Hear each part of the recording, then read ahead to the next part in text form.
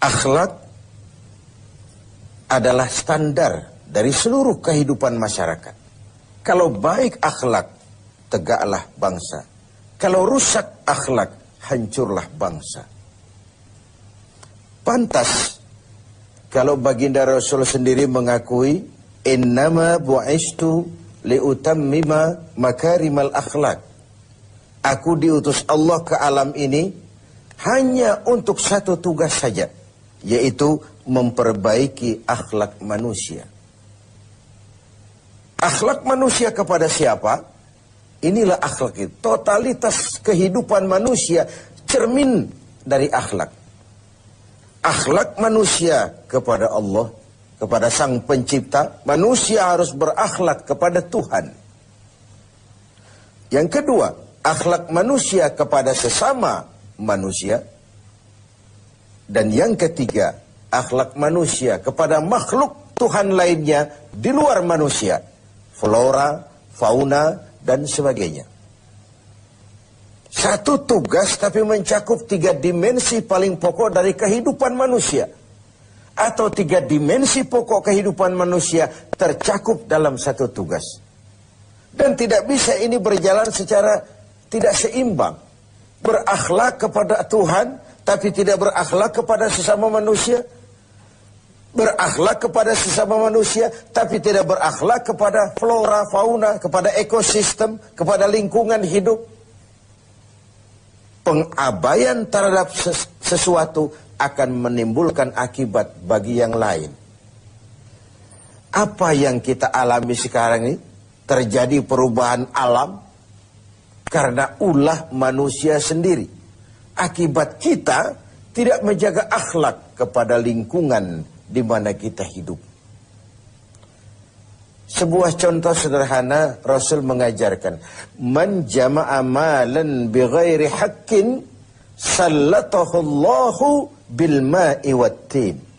Barang siapa yang mengumpulkan harta dengan cara yang tidak benar, Allah akan membalasnya dengan air dan tanah. Apa artinya ini? Banjir dan longsor. Akibat apa? Akibat ulah manusia. Zaharul fasadu fil barri wal bahri. Bertebaran kerusakan di darat dan di laut. Bima kasabat aydin nas. Akibat ulah. Akibat tingkah laku. Akibat perbuatan manusia itu sendiri. Pertama, kita harus berakhlak kepada Allah. Berakhlak kepada Allah caranya 2. Jangan menyekutukannya dengan sesuatu. Yang kedua, jangan menyembah kecuali hanya dan untuk Dia. Yang kedua, akhlak kepada sesama manusia.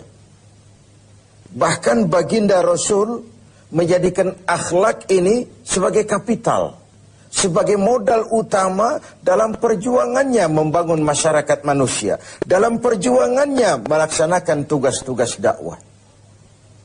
Dengan akhlak, dengan pendekatan yang human interest, berdasarkan kepentingan kemanusiaan itu sendiri. Mau sukses di masyarakat, utamakan nilai-nilai akhlak. Lalu yang ketiga, akhlak kepada makhluk Allah lainnya di luar manusia.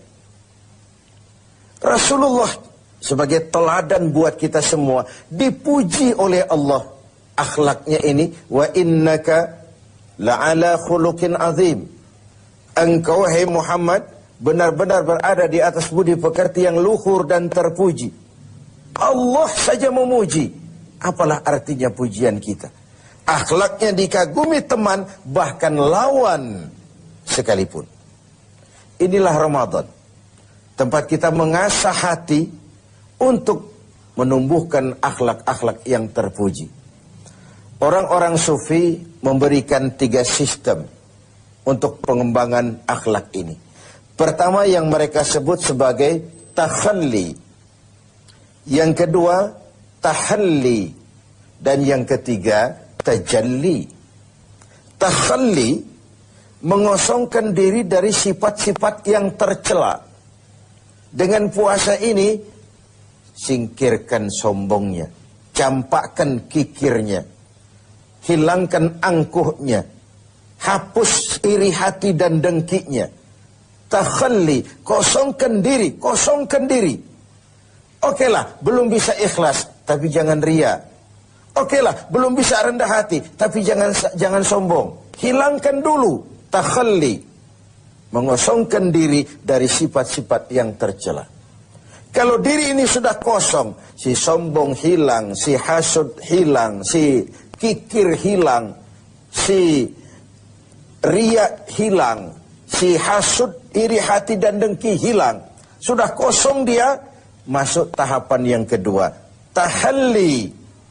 Yang sudah kosong itu hiasi dengan akhlak yang terpuji. Ketika sombongnya hilang, dicampakkan, masuklah si rendah hati, mengisi posisi si sombong. Ketika kikirnya dibuang, masuklah si pemurah, si dermawan, mengisi posisi si kikir itu tadi. Ketika si hasud, si iri hati, si dengki dicampakkan, dibuang jauh-jauh, dan tempat itu kosong, masuklah si ikhlas, mengisi posisinya. Setelah dikosongkan, diisi dengan hal-hal yang terpuji.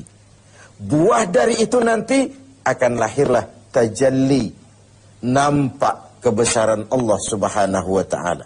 Bahkan Allah tampakkan juga kebesarannya kepada orang-orang yang seperti itu. Jadi ada proses takhalli, ada proses tahalli, dan ada buah yang disebut dengan tajalli. Sebagai sebuah perbandingan saja, saya ingin mengutip tentang sekelumit tentang akhlak Nabi. Tidak kepada temannya, tapi kepada lawannya, kepada musuhnya. Satu siang selesai sholat zuhur, beliau tidur di dekat masjid di Madinah dengan di atas pelepah daun kurma. Datang orang kafir yang memang sudah lama mengintai, kapan Muhammad bersendirian. Dihampirinya Muhammad, dicabutnya pedangnya. Muhammad, kau kemarin bertingkah karena banyak temanmu, sekarang kau sendiri. Kalau saya tebas batang lehermu, siapa yang akan menolong kau? Dengan tenang dan tegar Nabi menjawab, Allah yang akan menolong saya. Mendengar kalimat Allah, si kafir yang bernama Daksur itu gemetar, keringat dingin bercucuran sebesar-besar biji jagung.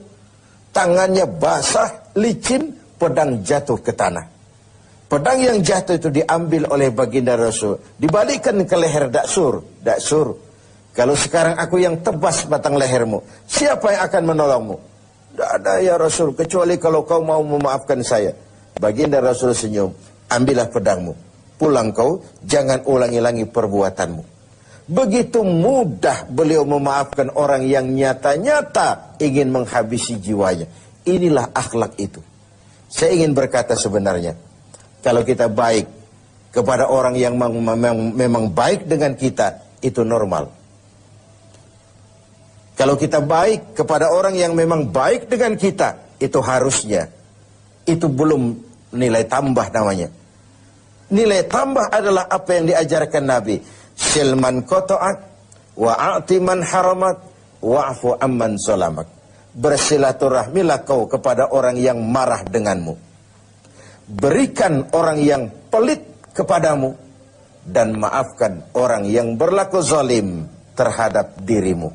Memaafkan lebih berat daripada meminta maaf. Tapi memberi maaf lebih mulia daripada meminta maaf.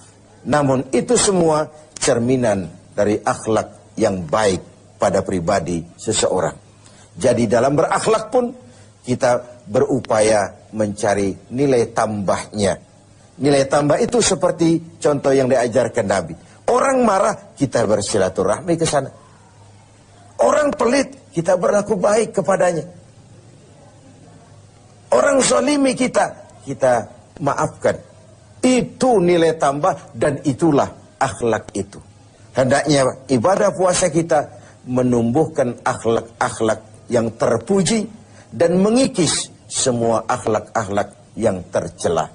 Sehingga dengan demikian kita akan mencapai tajalli, nampak kekuasaan Allah Subhanahu wa ta'ala di dalam kehidupan kita.